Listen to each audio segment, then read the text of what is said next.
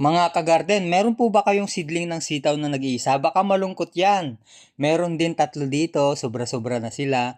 Sa ibang bansa, tinatanggal po nila yan, pinuputol. Ang tawag po nila doon ay tining. Ang gagawin po natin ay kumuha po tayo ng popsicle stick. Itataob lang po natin para makita natin kung yung ugat niya ay nakahiwalay. Tatanggalin po natin yung isa gamit ang popsicle stick. Hiwalay po natin tapos ililipat po natin dun sa kabila para hindi po siya malungkot. Ayan, meron na pong kasama. Iingatan nyo lang po na maputol yung kanyang ugat. Tapos ililipat po natin dito sa kabilang cup. Papagpagin nyo lang tapos tanggalin yung kanyang lupa.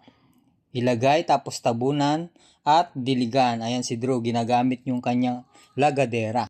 Follow us for more sa Kagarden. So ayun mga garden, maraming salamat sa inyong panonood. Bye-bye.